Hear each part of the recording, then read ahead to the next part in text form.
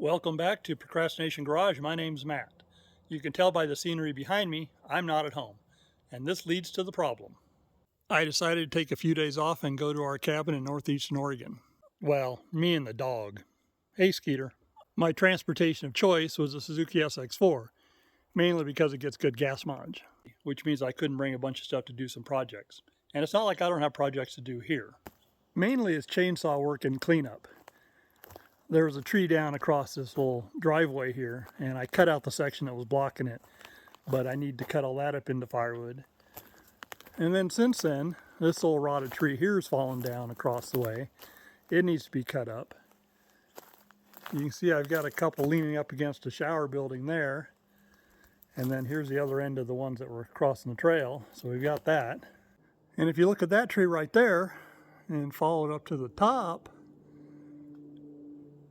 you can see it's all busted off. And actually that one broke off last winter and just missed the cabin. So it needs to come down. It's not like I'm just sitting around up here doing nothing. I'm actually doing some volunteer work, doing some online editing. So the next trip I come, I'll bring my pickup, I'll bring my chainsaw, maybe some other tools, and we'll actually get some work done up here. But for now, it's just more of a leisure trip. So what does that mean for Procrastination Garage? Well, stand by and we'll get to something here in a few seconds. It's Friday afternoon. I just made it back from the mountains. All right, let's get to work on some projects. Let's start with this spare tire carrier we bought from Harbor Freight. Got the 20% off on this as well. I actually took my daughter with me when I went to Harbor Freight. She used a coupon for this and I used it for the toolbox. So I think what we'll do is we'll mount the spare tire probably right on that side right there. So let's open this box up and see what's in it. Bear decided to come inspect, see what was going on. He missed his dad. He doesn't like it when Dad goes out of town. You're a good kitty, Bear. Yeah, you're okay. All right. So there's Bear looking all cute, and there's the parts that came in it. Doesn't look overly complicated, and we've got instructions if we need them. So I think I want to mount it right about there, obviously raised up. But look what we got going on here. We got a clearance issue. I can't get the bolts in from the back side, and if I put them in from this side to hold the mount on there, they're going to be too long and they're going to run in the toolbox. So I guess we'll cut them down. I could remove the box, but yeah, that's too much work. There's a bolt sitting in place, and you can see it's this much too long.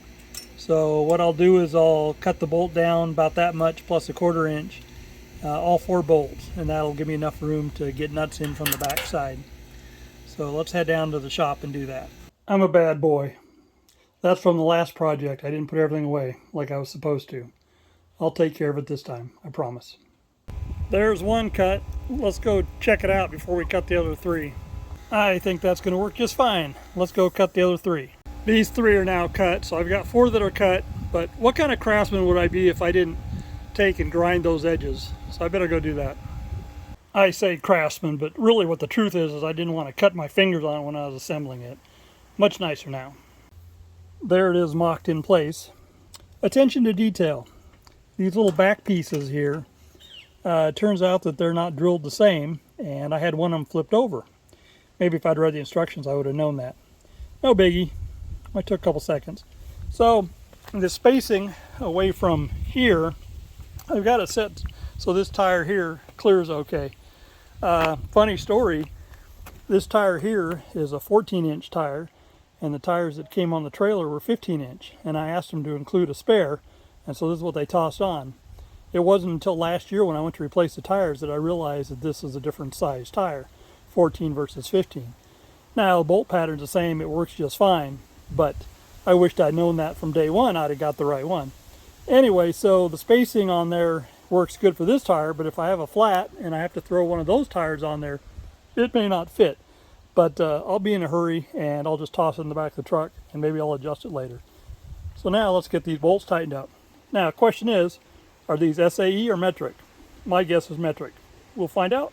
So I'm not the sharpest tool in the shed. As it turned out, the bolts had to come from the other direction because I had no way of getting a wrench back in here because I have to use the closed end, and the only way I could do that is to have enough clearance to get it on and off. When it was coming in from the other direction, it was going to be too close to the toolbox. The top ones were easy. I just put them in and slipped them down and then ran them through here. as it turned out, I had just enough clearance to get the bottom ones in from the back side as well. So we're all good, but I'm nowhere near done. I'm actually kind of back where I started. I'm back at the mock-up stage. So now let's get everything tightened up. That looks good, all tightened up. Of course they were metric. I mean, the fact that I bought it at Harbor Freight tells you it came from China. And it was easy to figure out when I looked at the head of the bolt and it said 8.8. So there you go. Now let's we've got to get a couple studs on here and figure out which holes. I'm guessing we have to use the bottom hole here. Now the question is it this hole or this hole that is going to better line up with the bolt pattern on the wheel? The nuts to hold the spare tire on, they actually are just like a lug nut. You could use them like a lug nut. But I decided that it also comes with a washer and lock washers. So I think I'm going to put it on using that. Mainly because they don't really line up perfectly, and I don't want to damage the inside of the wheel there, the taper on that. And plus I can cinch it down better with a lock washer. So I'm going to change the bottom one out and do the top one. So this, as opposed to that. I'm calling this job done. It's all bolted on there and everything. The one thing I'm not sure of is my clearance away from the road. You know, I could move it up a couple inches if I move the mount up. As it is, I like it down kind of low on the top so it doesn't interfere with the reaching over to the toolbox from this side.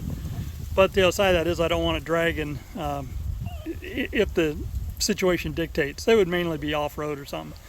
So we'll leave it like this for now and we'll change it later if necessary. One last thing we want to do is we need to adjust the latch on the toolbox. I'm not real happy with the way it latches, so let's move on to that. I forgot to mention, I originally tried to use this hole here, and it was not a good fit, so I ended up moving over to this hole here, which was a lot better. But that also put my tire right up into the little crossbar there, and I don't know if you can see it, I'm actually pushed into it just a little bit. So it's fine for this tire, but certainly if I try and put the one of the original tires on, if I have a flat or something. Well, I guess if it's flat, it won't matter. It'll go right on there, won't it? So anyway, let's move on to the lid here. So here's the issue. See, it's got some slop in it. Okay. When you open it up, that piece right there, you can see that there's some adjustment in there. So I think what we need to do is we need to move it in a little bit, and that way when it latches, it'll latch tight. What I noticed was when I was carrying the toolbox around and it got a little floppy on me, the lid would pop open. So there was just enough play in there to allow that to happen. So we want to make sure that's not the case, because there's no point locking this up if somebody's just going to be able to come along and tug on and open it. And you know, hey, here's the deal. If somebody wants in this toolbox, they're going to get in it. It's not that sturdy of a box. But it'll keep the honest people honest, and at least they'll have to break into it. It won't be easy just to lift it open. Things are never as simple as they ought to be.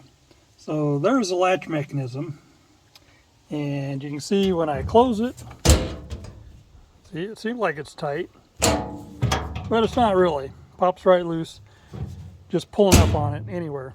Now if you turn the key and then lift, it locks it in place. That's good. So we unlock it, and again it pops up. Well, I don't want to have to lock the lid all the time. So what I'm thinking is, what I need to do is this piece right here, I need to just grind it up a little bit so there's a little spot. Because right now this is perfectly flat going across here. And I think if we grind it up a little bit, when this closes, it'll better latch around that. And I may have a little bit of play in the lid when I do that, but at least it'll stay down. Because I don't want to have to lock it all the time. When I'm using it, I don't want to lock it. I want to lock it when I'm done for the day. So we got to come up with a better answer than that. So let me get my little Dremel tool and see if I can grind that up a little bit. And of course the problem is I'm going to put more metal shavings down in here, which means I got to get the vacuum out again. That kind of sucks. So does that look any better? I think so. Well, it's the right idea, but I haven't got it quite right. Because it still just pops loose. And I think the reason is because I think where this is hitting is not over on the side in this area where I grounded. I think it's hitting more in here. So I need to grind. I just need to grind more, I think. I'm pretty happy with the shape, but it's still not latching right. But what I've determined is that when the box comes down, it really is hitting more on this side than that away, and so it's not really connecting right, because even now it still does it. So what I think I need to do is up here, there's lots of movement this way. I need to grind out on this side and be able to push the bolt over that way, which means I may need to put some bigger washers in there, but we'll work on that. In adjusting this little bolt here, you'll notice that it has a Allen head. So make sure you use the proper tool for the job. I've got the tool right here. That'll work just fine. This doesn't happen often. I put it all back together, tightened it down. First try, it's perfect. No noise, won't come open, not loose. Hit the latch, opens right back up again, just like it's supposed to. So now the key, what does the key do? The key just turns quarter turn. That's in the open position. And in the open position, you can see this piece is down. You turn it, it just locks it up against that and keeps the latch from moving. So it's not the heaviest duty thing, but I mean, considering the lock and everything, it's good enough. So for now, we're calling that done. But what I wonder is, if a person grabs here, pulls really hard, if they could pop that loose, and not only are they going to get in the toolbox, but they're going to damage the lid. So I wonder if I could put a hasp lock thing on here, hinged at the bottom, clipping up here, padlock up here, one over on the other side. It'd be more of a deterrent than anything, I think, unless somebody had bolt cutters, I guess. So I'm going to have to think about that, because I'd really hate for somebody to destroy it. For now, we're calling it good. We do need to get our vacuum out and pick up the metal shavings that are in here. So let's do that next. Can you tell? All the metal shavings are gone. Okay. Project done. I guess, you know what? One more thing. Should take these lug nuts off so we don't lose them.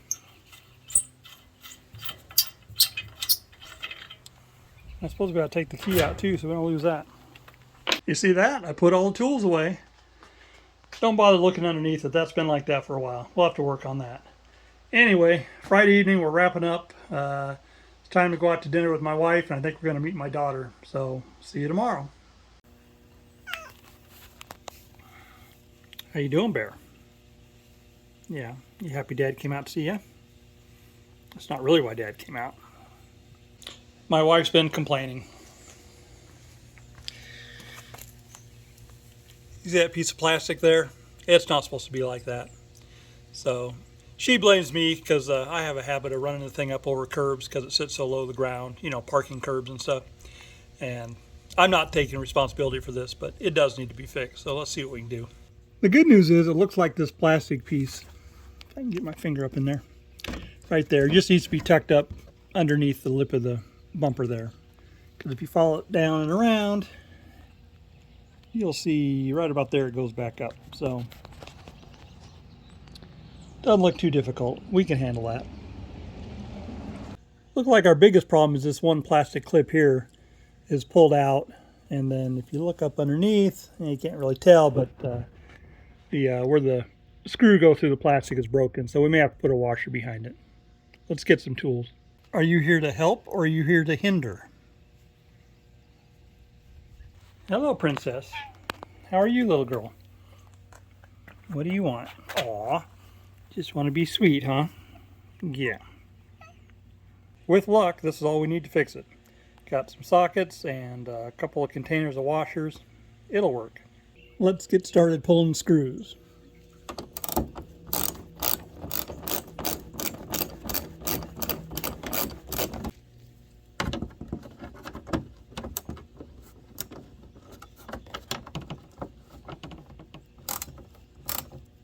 Uh-oh. Looks like we need to add another tool.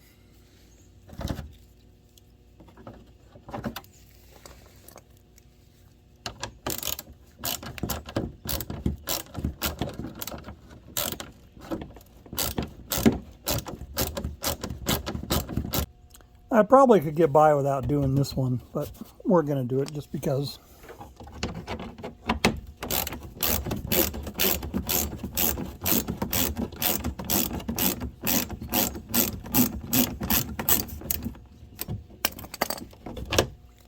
All right. This piece we need to get put back. It just slips up in here. All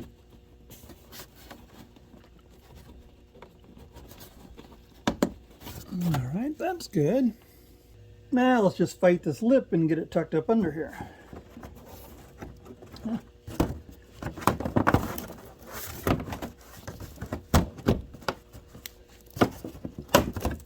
Well, that was easy enough. Now replace the 2 screws on the ends. That's easy.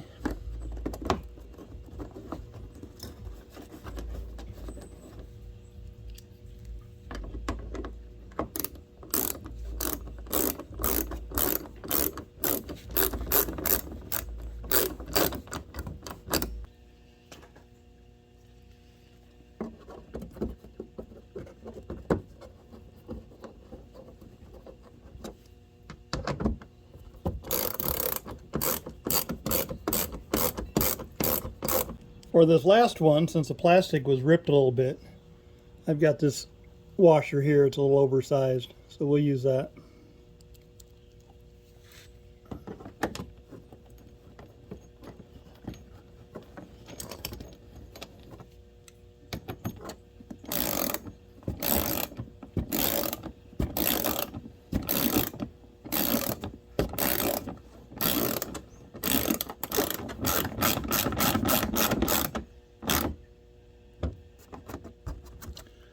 All right, all fixed. I wasn't going to address this today, but since we're dealing with plastic and front ends, you can see the air dam on this truck here. It's floppy on that side. And, you know, the whole thing is that air dam hangs down way too low on a four-wheel drive truck. And I know Ford thought that they were going to get better fuel mileage with that air dam, and maybe it does. But this truck gets 10, 11, 12 miles to the gallon, so am I really going to notice a difference? I think I'm going to pull it off. Now the problem is when I pull it off, the bumper, the way it's built, there's a little lip on the bottom, and I'm not going to like the looks of that lip. I might be able to paint it black, make it kind of disappear, or I may have to grind it off at some point. We're not going to address that today. We're just going to take the air dam off and see what it looks like. Worst case, I could cut that air dam way down and put it back on, or I could even put it back the way it is and fix it, but it's got one bad spot right there. It's not real pretty, so I really don't want to put it back on the way it is. So we're going to go ahead and remove it for now. In a perfect world, all the hardware would be easy to get at, but it's not. It's all, you got to reach it from the top. I don't know if you can see, yeah, right there. That one's easy to get at, but then there's this guard right here, and some are behind the guard, and I can't easily reach those. So we'll just have to finesse it. What do you think? It looks a lot more masculine, that's for sure. But there is some stuff showing underneath that I'm not real happy about. So, and a cat. I don't know, we're going to run it for a little while. Most of it just needs to be cleaned up. I mean, it is a chrome bumper up under there, but there's some bolts sticking through that they're there. I can't really get rid of them. I might be able to reverse them though, so they're not as noticeable. And I could still cut this down, cut it down to about 2 inches and put it back, and that'd look pretty good. So I'll have to think about it. But for now, I mean, overall I like the look, but more importantly, it won't be flopping anymore. So there you go. That's a wrap on another week of Procrastination Garage.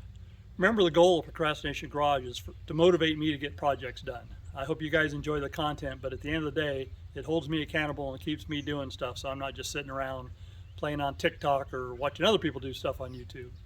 So I hope you'll subscribe. I hope you hit the like button. I hope you invite your friends. Remember, my name's Matt, and this is Procrastination Garage, and we'll see you next week.